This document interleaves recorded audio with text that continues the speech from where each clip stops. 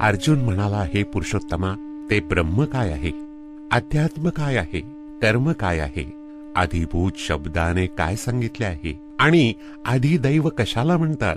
हे मधुसूदना, इथे आधियज्ञ कोण आहे आणि तो या शरीरात कसा आहे, तसेच अंतकाळी युक्त चित्ताने पुरुष तुम्हाला कसे जाणतात. श्री भगवान म्हणाले, परम अक्षर ब्रह्म आहे. आपले स्वरूप अर्थात जीवात्मा अध्यात्म नावाने सांगितला जातो. तसेच भूतांचे भाव उत्पन्न करणारा जो त्याग आहे तो कर्म या नावानं संबोधिला जातो.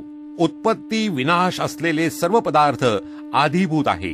हिरण्यमय पुरुष आधी दैव आहे आणि हे देहधार्यांमध्ये श्रेष्ठ अर्जुना, या शरीरात मी वासुदेवच अंतर्यामी रूपानं अधियज्ञ आहे. जो पुरुष अंतकाळी ही माझे स्मरण करीत शरीराचा त्याग करत जातो तो साक्षात माझ्या स्वरूपाला प्राप्त होतो, यात मुळीच शंका नाही. हे कुंतीपुत्र अर्जुना, हा मनुष्य अंतकाळी ज्या ज्या भावाचे स्मरण करीत शरीराचा त्याग करतो त्याला तो जाऊन मिळतो, कारण तो नेहमी त्याच भावाचे चिंतन करीत असतो. म्हणून हे अर्जुना, तू सर्व काळी निरंतर माझे स्मरण कर आणि युद्धही कर. अशा प्रकारे माझ्या ठिकाणी मन बुद्धी अर्पण केल्यामुळे तू निसंशय मलाच मिळशील. हे पार्था, असा नियम आहे की परमेश्वराच्या ध्यानाच्या अभ्यासरूपी योगानं युक्त दुसरीकडे न जाणाऱ्या चित्ताने निरंतर चिंतन करणारा मनुष्य परमप्रकाश स्वरूप दिव्य पुरुषाला म्हणजे परमेश्वरालाच जाऊन मिळतो. जो पुरुष सर्वज्ञ, अनादी, सर्वांचा नियामक, सूक्ष्माहुनी अतिसूक्ष्म, सर्वांचे धारण पोषण करणारा, अतर्क्य स्वरूप सूर्याप्रमाणे नेहमी चेतन प्रकाशरूपी आणि अविद्येच्या अत्यंत पलीकडील अशा शुद्ध सच्चिदानंद घन परमेश्वराचे स्मरण करतो, तो भक्तियुक्त पुरुष अंतकाळी सुद्धा योग बलाने भुवयांच्या मध्यभागी प्राण चांगल्या रीतीने स्थापन करून मग निश्चल मनाने स्मरण करीत त्या दिव्यरूप परमपुरुष परमात्म्यालाच प्राप्त होतो. वेदवेत्ते विद्वान ज्या सच्चिदानंद घनरूप परमपदाला अविनाशी म्हणतात, आसक्ती नसलेले यत्नशील संन्यासी महात्मे ज्याच्यामध्ये प्रवेश करतात आणि ज्या परमपदाची इच्छा करणारे ब्रह्मचारी ब्रह्मचर्याचे आचरण करतात, ते परमपद मी तुला थोडक्यात सांगतो. सर्व इंद्रियांची द्वारे अडवून मनाला हृदयाच्या ठिकाणी स्थिर करून नंतर जिंकलेल्या मनाने प्राण मस्तकात स्थापन करून परमात्म संबंधी योग धारणेत स्थिर होऊन जो पुरुष ओम या एक अक्षररूप ब्रह्माचा उच्चार करीत आणि त्याचे अर्थस्वरूप निर्गुण ब्रह्म जो मी त्याचे चिंतन करीत देह टाकून जातो, तो परमगतीला प्राप्त होतो. हे अर्जुना, जो पुरुष माझ्या ठिकाणी अनन्य चित्त होऊन नेहमी मज पुरुषोत्तमाचे स्मरण करतो, त्या नित्य माझ्याशी युक्त असलेल्या योग्याला मी सहज प्राप्त होणार आहे. परमसिद्धी मिळविलेले महात्मे एकदा मला प्राप्त झाल्यावर दुःखाचे अगर असलेल्या क्षणभंगूर पुनर्जन्माला जात नाही. हे अर्जुना, ब्रह्मलोकापर्यंतचे सर्व लोक पुनरावृत्ती आहेत, परंतु हे कुंतीपुत्रा, मला प्राप्त झाल्यावर पुनर्जन्म होत नाही, कारण मी कालातीत आहे आणि हे सर्व ब्रह्मादिकांचे लोक कालाने मर्यादित असल्याने अनित्य आहेत.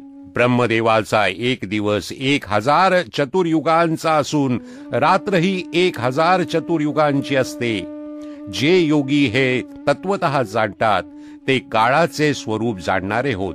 सर्व चराचर भूत समुदाय ब्रह्मदेवाच्या दिवसांच्या आरंभी अव्यक्तापासून म्हणजे ब्रह्मदेवाच्या सूक्ष्म शरीरापासून उत्पन्न होतात आणि ब्रह्मदेवाच्या रात्रीच्या आरंभी त्या अव्यक्त नावाच्या ब्रह्मदेवाच्या सूक्ष्म शरीरात विलीन होतात.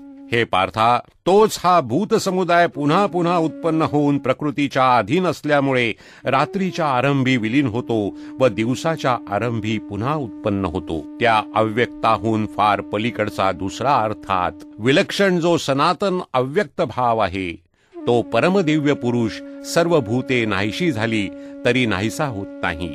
त्याला अव्यक्त अक्षर असे म्हणतात. त्यालाच श्रेष्ठ गती म्हणतात. ज्या सनातन अव्यक्त भावाला प्राप्त झाल्यावर मनुष्य परत येत नाही, ते माझे सर्वश्रेष्ठ स्थान होय.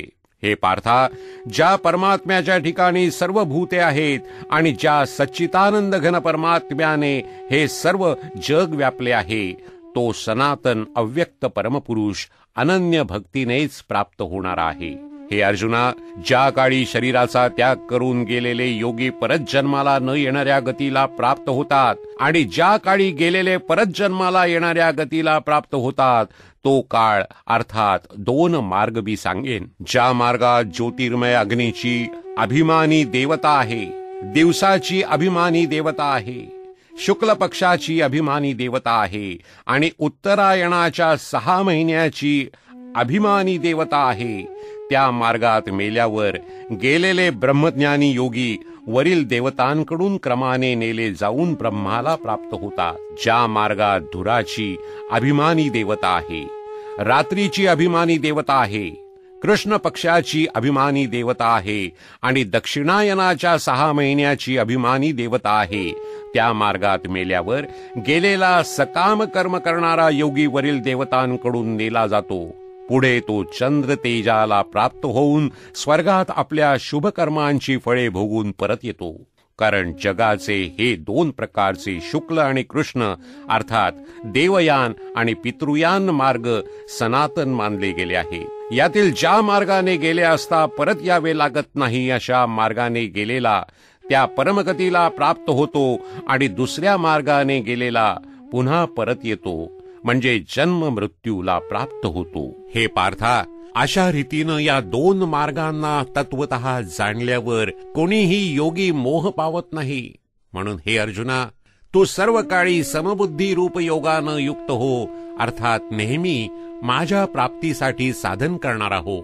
योगी पुरुष या रहस्याला तत्वतः जाणून वेदांचे पठण, यज्ञ, तप, दान इत्यादी करण्याचे जे पुण्यफल सांगितले आहे, त्या सर्वाला निसंशय ओलांडून जातो आणि सनातन परमपदाला पोहोचतो.